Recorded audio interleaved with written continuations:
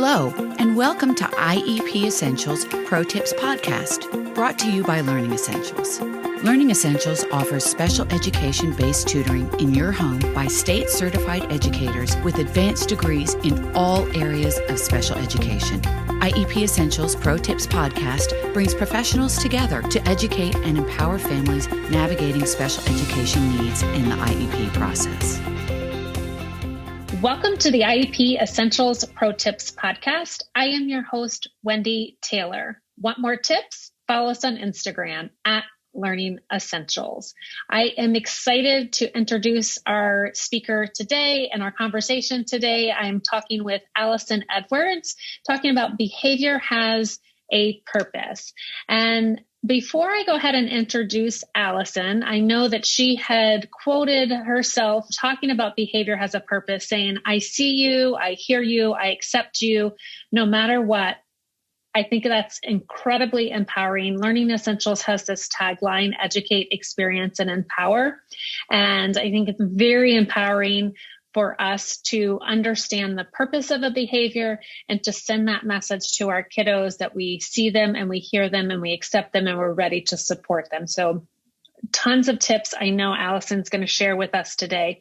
So with no further ado, I'm going to go ahead and introduce Allison Edwards is an LPC and RPT, is an affiliate professor in the Human Development Counseling Department at Vanderbilt University, the author of 5 books, Why Smart Kids Worry, Worry Says What, Marcy's Having All the Feels, 15-minute counseling techniques that work, What You Didn't Learn in Grad School, and Flooded, a brain-based guide to help children regulate emotions. Allison received her graduate degree in counseling from Vanderbilt University and is a nationally certified counselor, licensed professional counselor, and registered play therapist.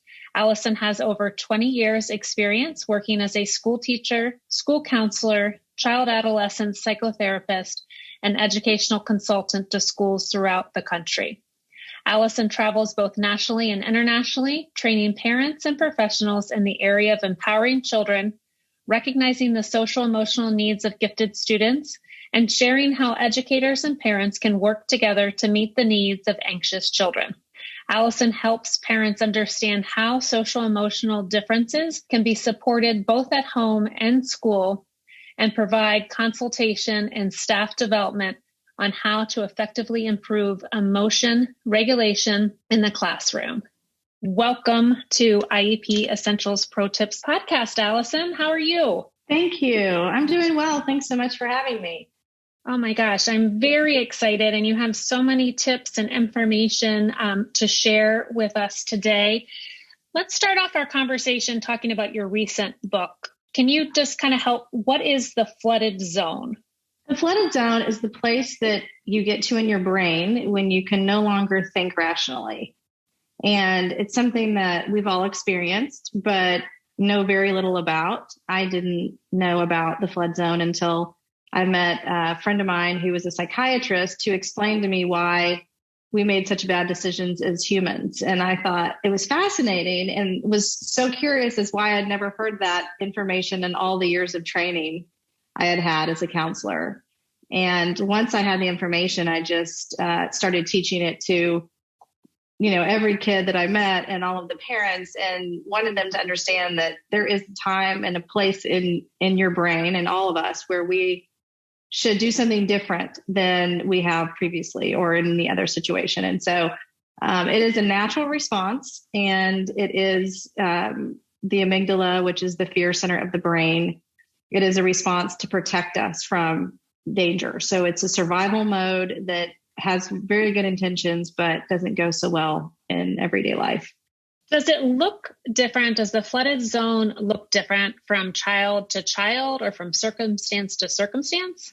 So what you do with the flooded reaction looks different. What happens biologically is not any different from kid to kid. So some kids, when flooded, will shut down. Other kids, when flooded, will lash out. So it can look different, but actually what happens in the brain is the same for everyone. The kids who shut down, in schools or at home, we can't get any information from. And often we want to get information. So we ask kids what's wrong and what can I do to help? And we get nothing because they're flooded. And when kids lash out, we usually try to give consequences to get them to rein it in. And that also doesn't work. So we're ineffective unless we understand what's happening. And that was the goal of the book, is to tell people, like, this is different than normal behavior. This is different than, when you're flooded, we have to treat it as a special situation. So what is the difference between the flooded zone and a temper tantrum? So a temper tantrum is, you can often look at kids, and when they look at you and kind of smile and keep doing something, that is not flooded. That is manipulation. And so when a child seems present enough to engage with you on a rational level, but also have this erratic behavior, that is a temper tantrum. When you can tell a child, I call it sort of being gone. You can tell, like, they're gone. And, with my own kids and with kids I've worked with, I'm like, they're not even thinking it. And you get this in situations where, like, you give a consequence and the child will say, I don't care, take it all away. They will say, and that is not that is not what they mean. Right. When parents get flooded, which we all do, we then say, fine, I'll take everything away. And we cancel plans. And then you're like, now I'm stuck because I've taken all this away. And now I was not supposed to give it back, but it was totally irrational. So I will say that, this book was as much for children, or as much for adults as it was for children, and helping us understand our own triggers and our own emotional reactions. Are there warning signs that can be identified to help children before they enter the flood zone? So as an educator in a classroom, just kind of thinking through that lens, are there warning signs that we can kind of start to hone in on before they become flooded and then we've got a whole nother situation? Yes. So if there are two types of triggers, there are internal triggers and there are external triggers. So internal triggers are thoughts that we have no idea about. You cannot predict those. So I will say, I get, emails a lot from parents and educators that will say, I have no idea what happened. Those internal triggers are a lot harder to manage. But if a child has those, you can, have a conversation about, hey, whatever it is, thought it is, if you can let me know when you have that thought, if you can catch it early, then we can come up with a plan. The external triggers are much easier because we know what those are. And so if you see a child that has a strong reaction to change, to, failure, getting a bad grade on a test, to getting told on, there's a lot of triggers. We all have those. And sometimes when we see a pattern, we can say, okay, I know this is a trigger, so I know what to put in place. Like, this child is going to become flooded. And those are much easier, as I said, because we can predict them. The internal triggers are much harder. But when you think about it, emotions on a number line, so 0 is no emotion and 10 is the worst. When you get to from an 8 to a 10, that is the flood zone. And so at that point, no conversation is going to be helpful. But if you can catch it, to me, 5 is a sweet spot, because you feel discomfort, but you also have enough cognitive ability to do a tool or a strategy. So I like to teach kids number lines and say, hey, when you start feeling it, tell me. Now, some kids are so fast that it seems like, what? And so, yes, this is not a miracle cure. This is a understanding. And I will say, once you step back from a child you're working with or parenting and look at it, you're like, oh, and it's eye-opening, even, for yourself and other people. But I am really, talk a lot about patterns and, what we're looking for. But a 5, if a child can say at a 5, hey, I'm getting flooded, or hey, I'm becoming overwhelmed, whatever, that's your time where you put things in place. So when you talk about triggers and the internal and external triggers, is that kind of that thoughts, feelings, actions? I don't know if it's a triangle or circle in the counseling world, which one that is. Is that kind of that pattern? Like, just they have a thought and then that creates the feeling, but then creates the action? Is that similar or not similar? It's somewhat similar. I like to think of it as the triggers create a negative emotional reaction. And so I'm more specific. So if you have a birthday party, you're going to be emotionally stimulated because it's your party. Now, as you know, most kids will get in trouble on the day of their birthday because it's too much. So it's like the people and the presents. And so they will have a complete meltdown, and you know it's coming because it was just too much, right? So I like to think of the trigger as something that causes an emotional response that is extreme. And then what you do is you look at that and you figure out, like, first of all, is the trigger coming once a year on a birthday? Is it coming daily? So a trigger might be a math teacher every single morning. You can see a child even before they wake up in the morning. Maybe they go to bed with that trigger, the math teacher, the thought, and that's the trigger. And then what you do with that is, I like to think of it as you then rate the feeling. So so the trigger is my math teacher is mean, which is a common thing. You rate the feeling. How much do you feel that? I'm at a 5. Okay, let's do a strategy. The math teacher is mean. I'm at an 8. Okay, we're going for a walk. You distract, you do things like that. But it's a little bit, I think all of the, sort of psycho or the social emotional education, when you talk about thoughts, feelings, and actions, it can all play a part in this. But what I think that is missing is intensity. Yes. This is all about intensity. So if you have a thought of, I don't like my math teacher, but you're at a 2, it's fine. It's another day. Who cares? Yeah. But this is what's different, is we're talking about intensity, and it's all about that, because we're always going to have triggers. And if you're a 5 or even get up to 7, you can manage it. But we're talking about the emotional intensity. That's where we're getting into problems. And what a life skill to be able to identify that, to have a conversation and to learn strategies, because it may be the math teacher today, but it's going to be your coworker, your boss, your friend, as you get out into the real world as an adult. So if a child's on the cusp of entering the flooded zone, what are some techniques for kind of reeling them back in before that tipping point, before that 8 hits? So I think breathing, if a child will focus on doing breathing, it's fantastic. Kids sometimes do not want to do this. They find that anxiety is a very keyed up emotion, and breathing is a slowdown. And so sometimes kids who are keyed up, they can't get to that place. So if they are kind of one of those more active kids, I like using change the channel, which means that you can change the thought to something else. And the way I describe this is, your brain is like a television and you have the remote, and you choose the channel you want to think about. And so again, this is very different from CBT, sort of like thought replacement, because you want to choose something that's the same intensity of the negative thought. So a lot of times, you'll choose a thought like, oh, my math teacher is actually nice. Well, you don't believe that. So you want to change it to have nothing to do with the math teacher.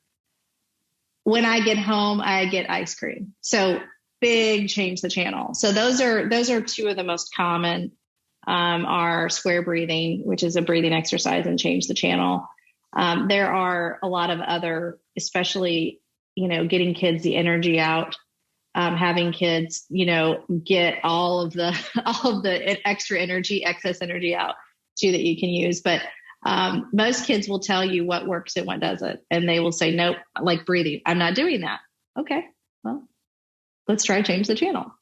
That is fantastic. And I was just thinking, even with working with kiddos in the realm of education and educational therapy, and I'm always, they'll tell you what strategy is working, what's not. So you're 100% on with that. I was giggling when I think change the channel is really a phenomenal phrase, but internally giggling. I have 3 boys, and oftentimes as they're kind of negotiating or talking or something happen, I'll say to one, you're not in this episode. So just kind of related to like a changing of the channel. I know it's a different concept, but inside it just kind of made me think of that.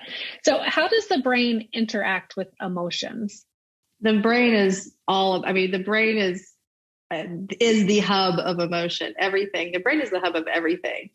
So the brain's job is survival. And so it is, when you think about, all of the things that the brain does, the brain is here to keep us alive. And so what's interesting is that while our world has advanced, our brain has not when it comes to basic survival. And that I don't think will ever change, because that's the primary goal, is survival. And so our brain is going to pick up things that come in that are dangerous. And so that used to be, if you were in a cave and you heard a noise outside, your brain would wake you up and say, go check, right? Because someone's with a club and could hit you and kill you. So now we have alarms and dogs and police officers, and we wake up in the middle of the night and we have the same reaction as if we were in a cave. So the brain is here for survival. And because we don't have the same fears anymore, our brain will pick up a math teacher or a test as being exposed in the middle of the night with a club. The brain does not know the difference. And so the reaction is to protect yourself. And so when you get anxiety or even, any of the depression, that the lower level sort of, I call it negative thinking, it's because your brain doesn't want you to be too comfortable, because then you're not ready for the danger. And so the brain is constantly working to protect us. And so what happens is all the higher level functioning is at the top of the brain. And so that's emotion regulation, that is, rational thinking, and that's very top brain. And so you will see that develops pretty early. And we now know from neuroplasticity that we're sort of always changing. So that is the kind of the part of the brain that can change. The bottom of the brain is the primal brain, and that is where the amygdala is, which is the fear center. And so they're two opposite places, and the amygdala will fire. And when that happens, the blood all rushes from the top of the brain to the amygdala to help. And that is just fight or flight. So it doesn't matter what you think about it. If there's someone outside your cave with a club, run or fight. And so what happens is you lose rational thinking and you lose emotion regulation because the blood goes to the amygdala. And what's so interesting that I found is that the brain is always sending blood different places for healing. And so I was an athlete, and I learned early on that ligaments heal slower than muscles. And if I tore a ligament, I was looking at double the time, because ligaments don't get blood. And I was like, that's fascinating. Muscles get blood. Well, it's all about blood flow. And so if you don't have blood at the top of your brain, you are not a rational person. So the brain it's all working to help you, but it doesn't help you be a functioning person. I like to say that an anxious person has an overactive amygdala. So there's very little blood at the top of the brain. Kids who've experienced trauma, and even adults, they act as if they are constantly in fear. And so the brain is, studying counseling and psychology, it was all about thoughts and feelings and so little about biology. And I thought, wow, we're really missing the mark here. If you've ever seen a kid or felt physically out of control, like you had so much rage, or we've all experienced these times where your body is shaking. That is not thoughts and feelings. That is biology. And so, this angle is hopefully going to help people understand that some of this is just beyond our control. We know there are things we can do, but also giving ourselves a little grace and saying, yeah, it's okay to be flooded. I think sometimes want to be these people who are always in control and they make the best decisions, and, but also say yeah, I feel very out of control sometimes. I may not lash out at people, but to feel it is very natural.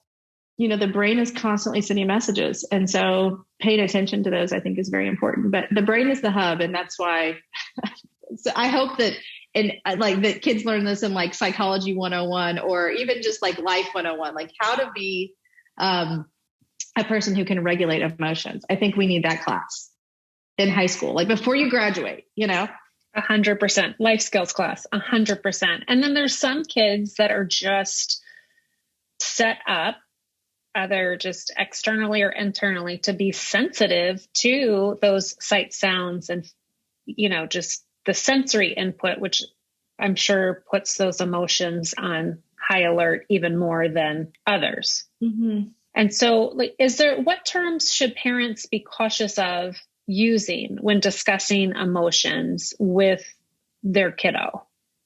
Or are there any terms? Well, I think that saying good and bad emotions it's not helpful. I've really shocked by the number of parents that still think that anger is a choice. Feelings are not choices. Behaviors are choices.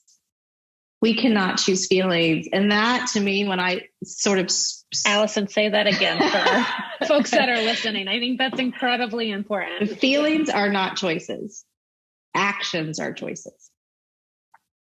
And so the way you feel about something is not your choice. So if you're a parent, this is a very common thing. A parent spends a whole day with a child and the child comes home and says, I'm sad because I feel like you never spend time with me. And a parent is immediately frustrated. I've spent my whole day with you and now you feel like I don't spend time with you. And that is wrong because look at the facts. And so you get into this discussion with your child, this argument. And the reality is, if that's how you feel, that is how you feel. And if we would acknowledge feelings and say, I understand that, and that I totally validate that. The feelings are, we want to have children feel, whatever they have. Don't be afraid of it. Befriend your feelings. Now the actions we can work on. And the actions are, did you lash out? Did you say a hurtful word? Did you, hit somebody? Did you, whatever it is. But the feelings are always fine. And that's, I think, the message we want with, when I wrote the book, Mercy's Having All the Feels, I wanted kids to see all of them matter. That's what makes our lives colorful. And parents sometimes will say, I just want my kid to be happy. And I'm like, that is the wrong goal. A better goal is I want my children to be able to manage discomfort. Yes. Because life is filled with discomfort. And if we accommodate children so that they try to feel happy, we do not help them prepare for the road, which the road is difficult. So we want children to feel discomfort and manage it. And to me, that's the best indicator of success is managing discomfort and feeling it, but being able to say, yeah, okay, I can do this. I don't like the feeling. It feels, I feel sad. I feel angry, but I can manage it. And that's where I think the number of, when you look at older children, suicide and self-harm, the numbers are, I can't believe the number of kids, but I think one of our big problems as a society is that we've accommodated so much that children don't know how to manage discomfort. And when they get a bad grade on a test, they say, I want to kill myself, which is whoa, that's a huge reaction, but it's the discomfort of the grade, or it's the discomfort of loss of a friend group that they can't manage. So we have to help children manage that. If children have difficulty processing emotions or managing emotions, are there cognitive interventions that you suggest, or there strategies that you suggest to kind of help them with this process? I think the first step is just to give them information. I like to say emotions 101 and say, these are all the feelings that, you can have. You can even create some, kids like to say meh as a feeling. I feel meh, and I'm like, okay, right. So kids love to come up with their own feelings, but let's talk about all the feelings. And then let's talk about all of the reactions we can have to those.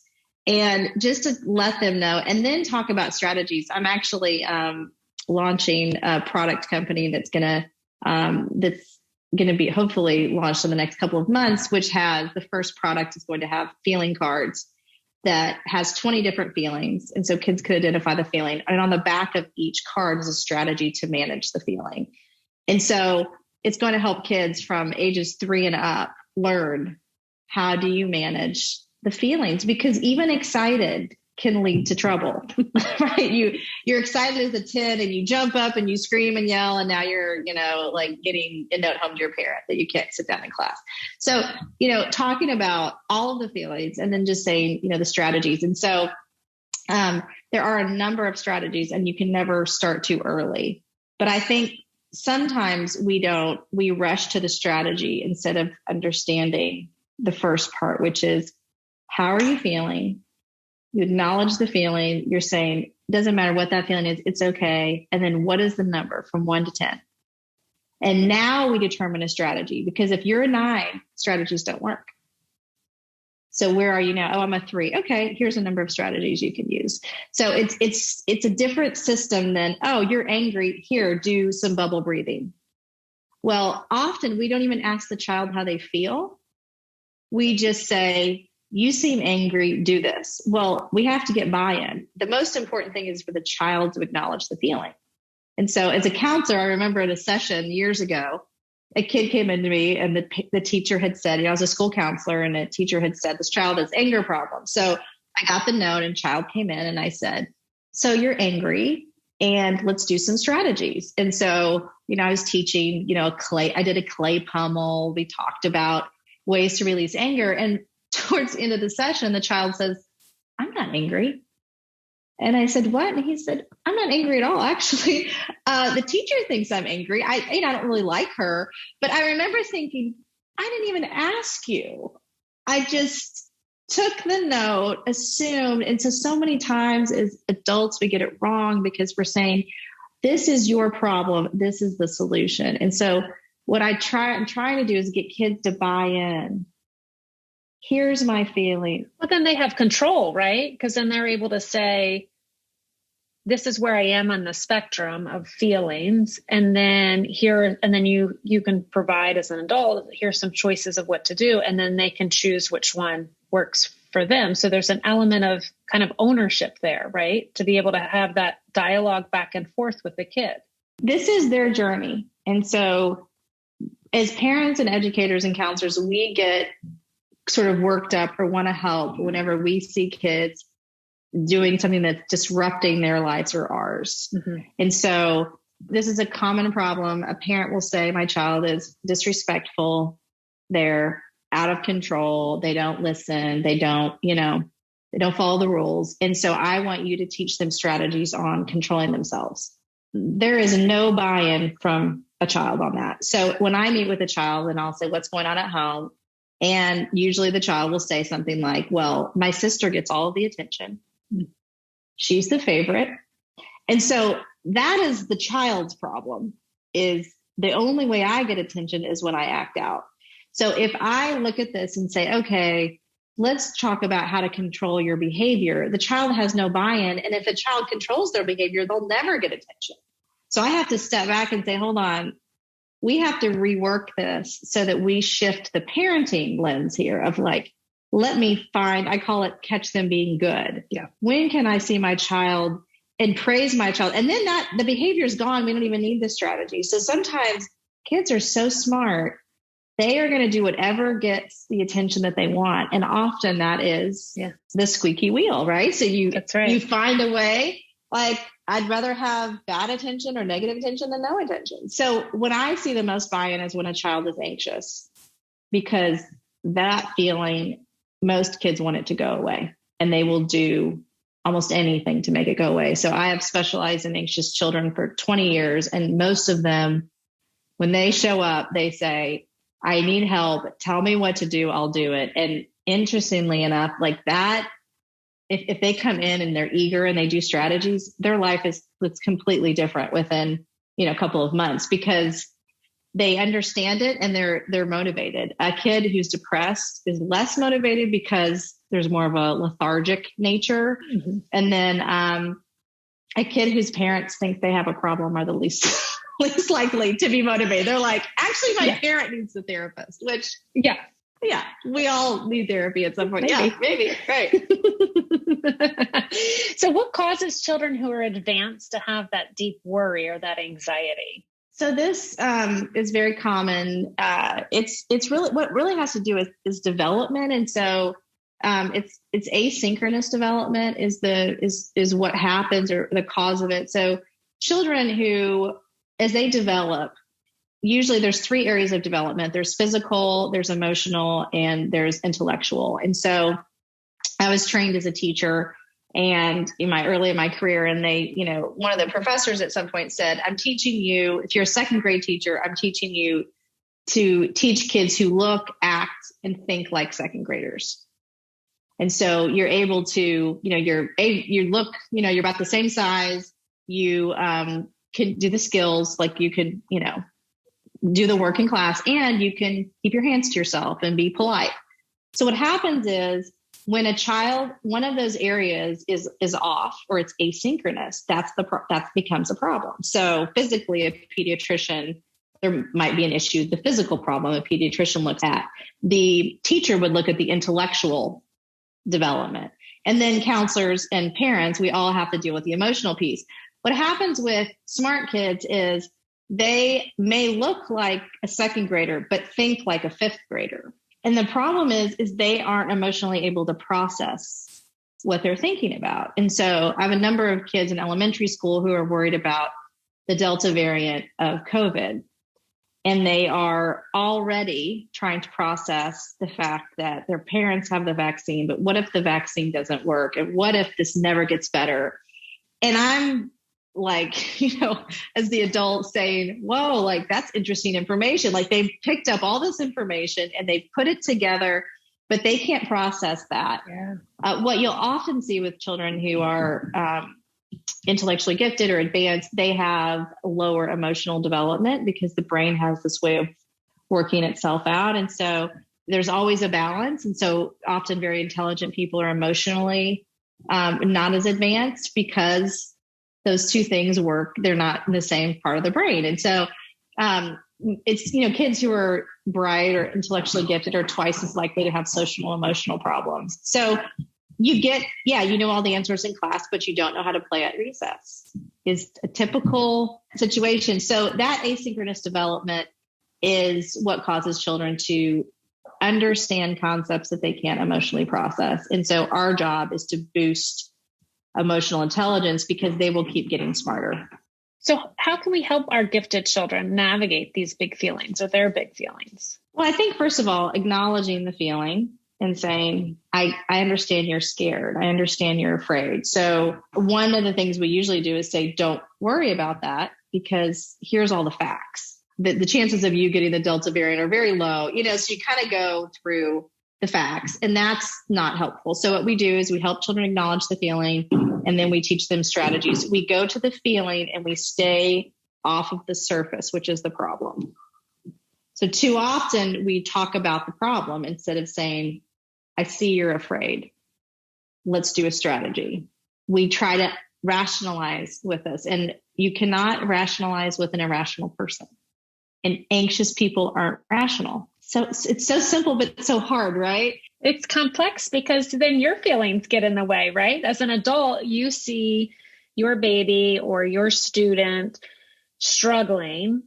And as an adult, you want to kind of step in and solve it. And what I have learned, and I don't know if it goes along with this or not, is to just say, are you sharing this with me or do you want help with this? To kind of just differentiate. But then I think also, like you're saying, is acknowledge those feelings. And it's, for a parent, it's a challenge, right? The worst challenge is to be a kid and have these big thoughts that you can't do anything about. Yeah, powerless. Death is the worst. I call them default worries. And these are the worries that we can never resolve. And so our brain has a lot of energy, especially if you're bright.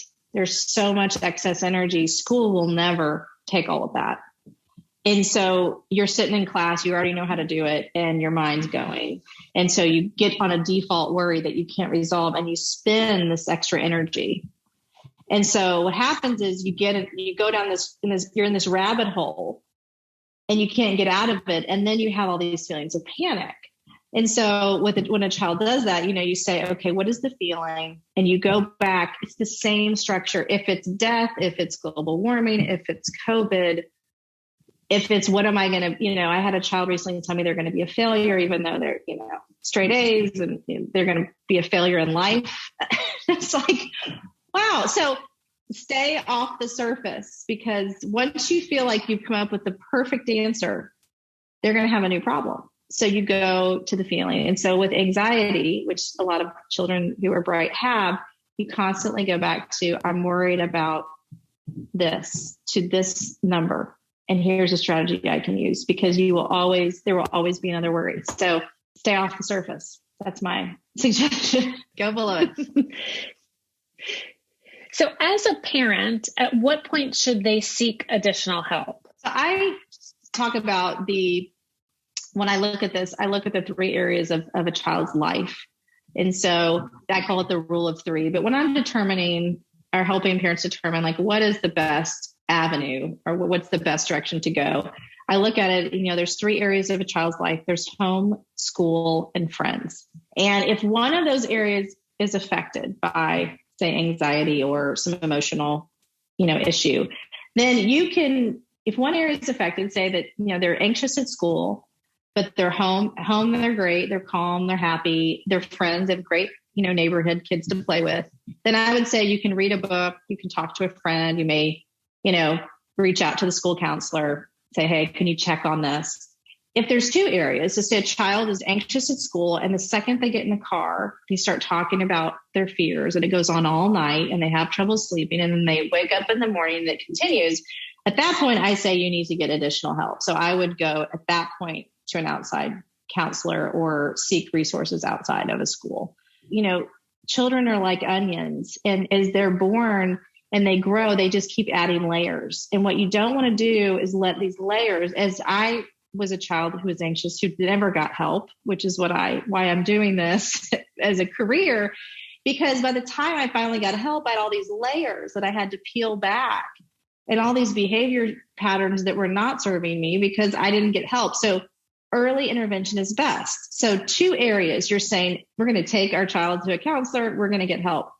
You can also think about this. I'm going to talk to the pediatrician about this. So this could be somewhere, a counselor or the pediatrician. And then 3 areas, I think you need to take that very seriously.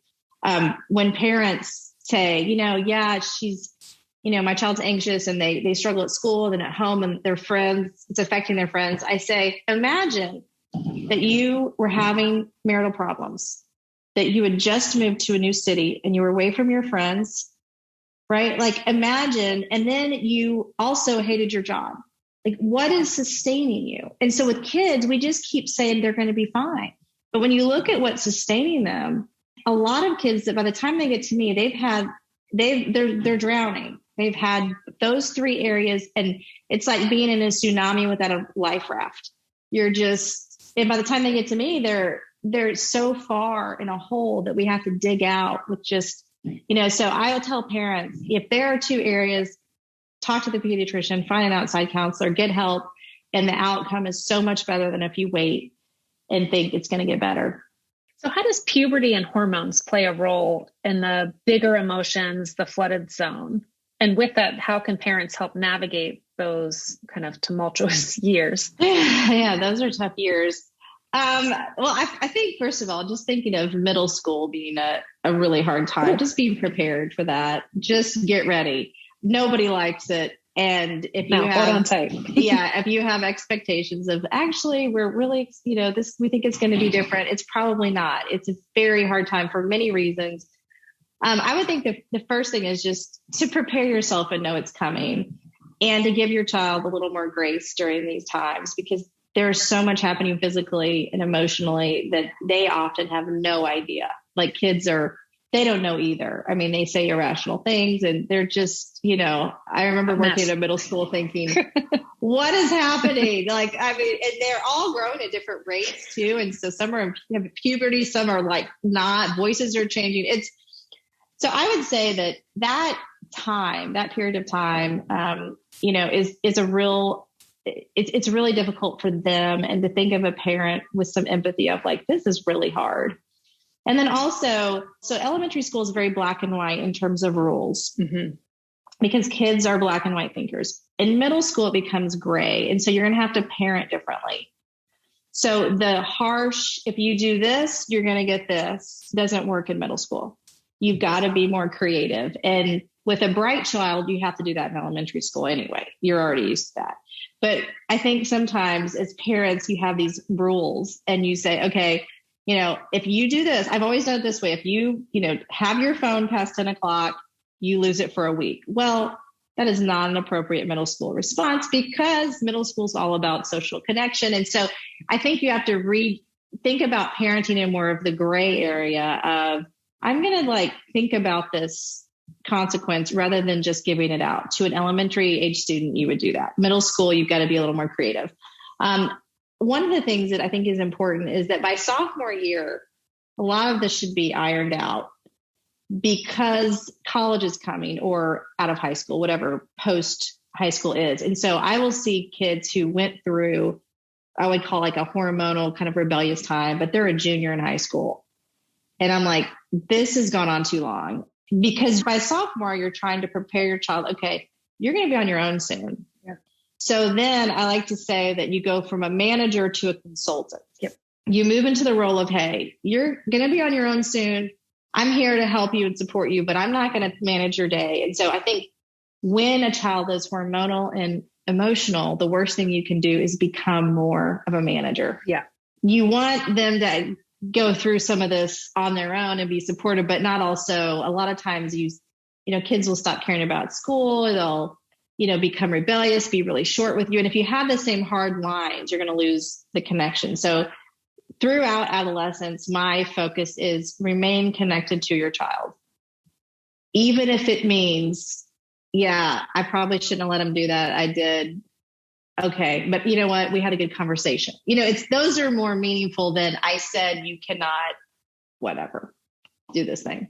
So let me ask you, because we've talked a lot about parents, right? And because you were a former classroom educator, how can we translate this for educators that they could implement into their classroom environment and community to help students make the environment less stressful for our learners, and or help the kiddos identify when they're flooded and taking that time?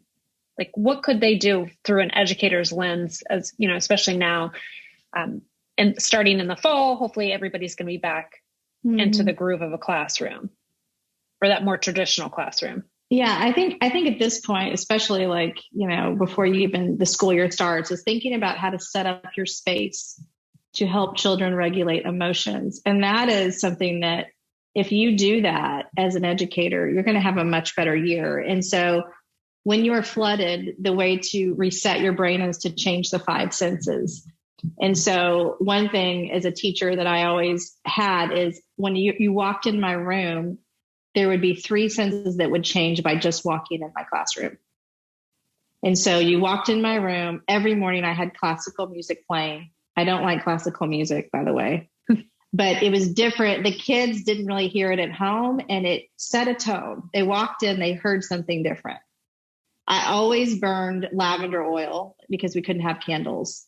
And I just, especially kids coming in, kids don't take showers, lots of smells. It was for me more than, but they walked in and they smelled something different.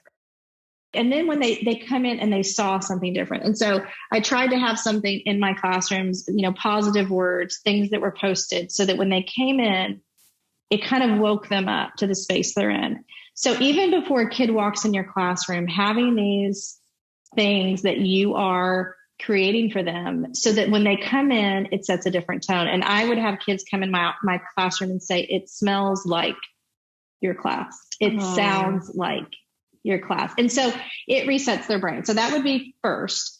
I think also talking to kids, being prepared, looking at kids' records, being prepared for, the kids that might have emotional difficulties, and being ready, for those kids, and to have conversations with them and say, hey, I know that, you might be angry or frustrated or sad when these things happen.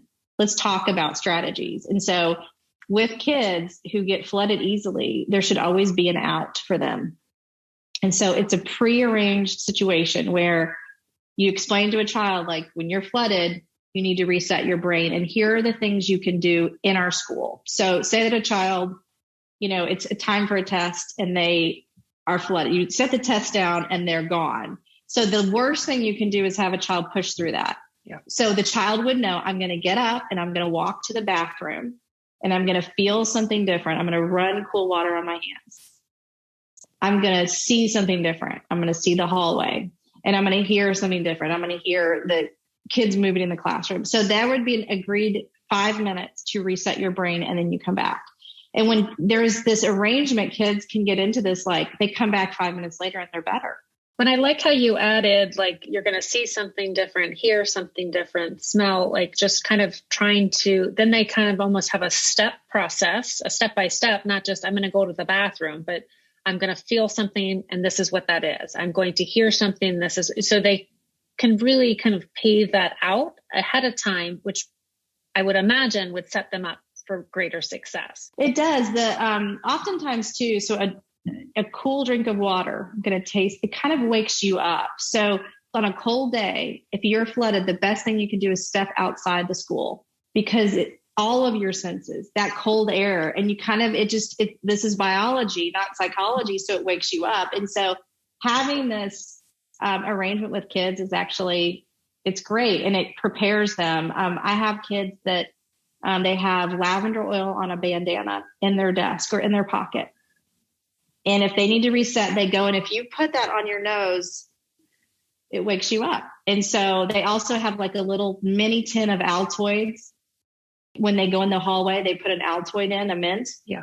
And it resets your brain. So in chapter 3 of Flooded, the whole chapter is on what you can do in a classroom to help promote emotional regulation. And so if you set it up and then you have a communication, usually kids feel very safe, and the safer they can feel in your classroom, the better they will behave.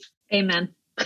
100%. When I was a teacher, they had this rule that my supervising teacher said, don't smile till Christmas. That's what she taught me. And I remember being a teacher and thinking, that is so ineffective, because you're scaring children.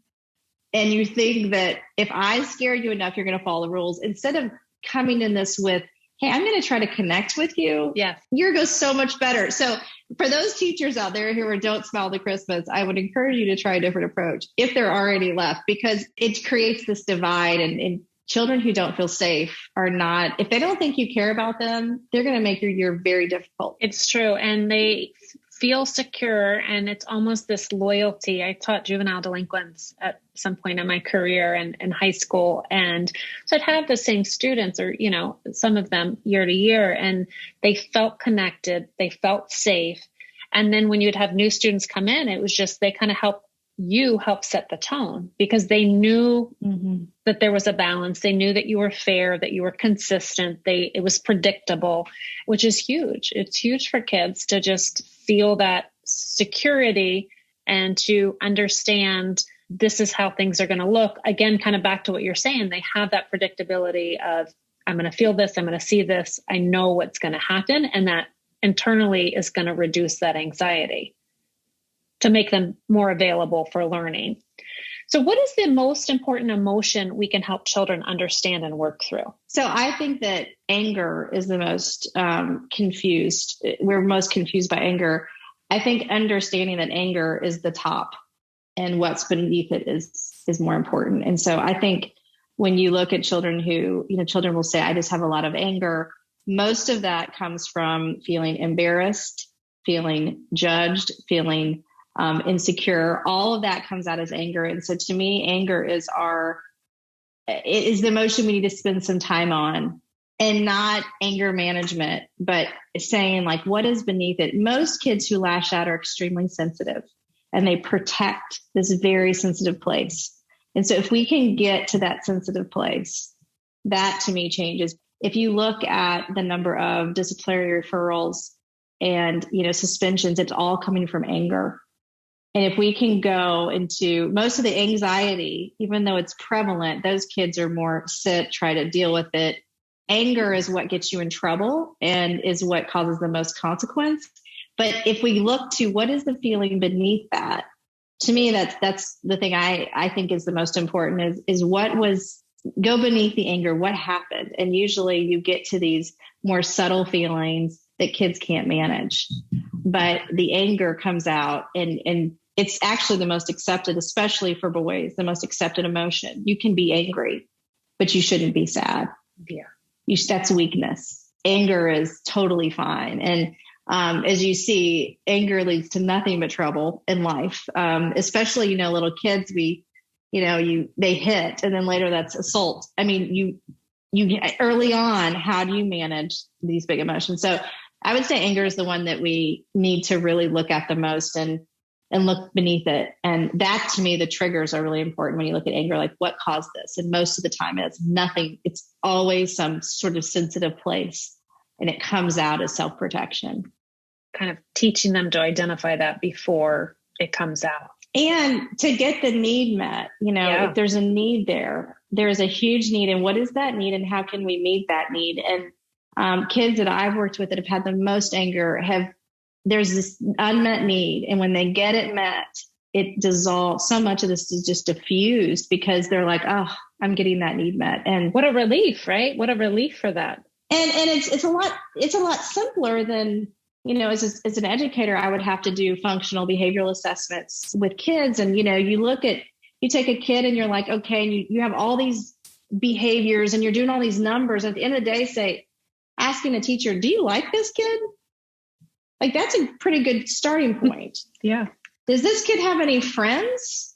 Like, let's go to instead of writing a bunch of numbers down, let's just ask sort of basic questions. Like, do you like this kid? Do you have a good relationship? And it's funny, when I've asked those questions, teachers are like, what? And I'm like, look, we may not need the functional behavioral assessment if we'll get to sort of this root issues. What is your relationship with this child? And then let's work from there. But, sometimes in education, we're so problem focused. And even in our world, let's fix the problem instead of saying what caused the problem. And I think we need to do better about that, is looking for the roots and the sources. Your approach is incredible. It seems so simple and basic, but so powerful. It's just, what a tool for our kids to then grow and be into adults that are productive and engaging and understand the world around them. I mean, it's just been such a pleasure. I could sit here and talk to you and for much longer. Is there anything that I didn't know enough to ask that I didn't ask? Is there any kind of final thought that you would want to share? I think I would like to just leave on saying that, we have a unique opportunity to help children while they're young. And I think, as a society, if we make that a priority, I think we're going to see a very different future. And I think there is a mental health crisis, and that a different approach while children are young can change that. And I think we can do better. And there are so many resources to do that. It's a shift in thinking. And so I think people who are educators and counselors and parents, we're all in, we want the best for our kids. And to make emotions a priority in the home is what I would leave. It's just make it as important as academics, as important as any basic need, is teaching them emotional development and emotional exposure is just as important as anything else we do. And so that's what I would say. 100%. If you could have a billboard with one tip for parents, what would it be and why? Stop talking. Fantastic response. And why do you say that? Because we talked, it stopped talking. Because we need to start listening, and we need to start understanding. And I find myself with my own kids explaining things they already know. And as parents, being curious and listening to their worlds. And we get it wrong so many times, and we think that's the problem. And then a child's like, actually, no, that isn't. And so I think stop talking is some advice we could all take. Stop talking, start listening, start, connecting, but stop talking. Amazing. Amazing. Allison, how can people find you? How can they find more information? How can they go out? I encourage them to purchase your books. How can they access you, find you? So my website is AllisonJEdwards.com. And that is sort of the hub of, the information about books. My new Feelings products will be coming out in a couple of months, and it will be on there. On Instagram, the social media outlet I use the most. And my username is Allison LPC. And I can also send those over to you, and you can give those to the listeners. But yeah, I think just, the website's probably the easiest. And then the books, I have a new book coming out that's called How to Crack Your Peanut. And that is for children to understand how to manage emotions with the amygdala. So the amygdala actually looks like a peanut. And so the book, it teaches kids how, so it's basically flooded for children. And that's going to be coming out in the next couple of months. So I'm really excited about that. Yeah. It's great for us to know, but I want kids to know how to manage this. And so the book is a story about a kid who can't manage emotions and just learning how to do that on a developmentally, appropriate level. So I'm really excited about How to Crack Your Peanut. I think maybe I need to make one for adults, a cartoon. How do we crack our peanut? So that's coming out. So the two things, all the feeling cards, I'm very excited about, and How to Crack Your Peanut will be out soon as well. So I can't wait. Again, this is IEP Essentials Pro Tips Podcast. I am your host, Wendy Taylor, and our conversation today was with Allison Edwards. Behavior has a purpose. And if you want more tips, come follow me on Instagram at Learning Essentials, and looking forward to our next podcast. Thank you for joining us today for our IEP Essentials Pro Tips podcast. To hear more pro tips and find additional IEP essentials, including our IEP webinar, please visit www.learningessentialsedu.com.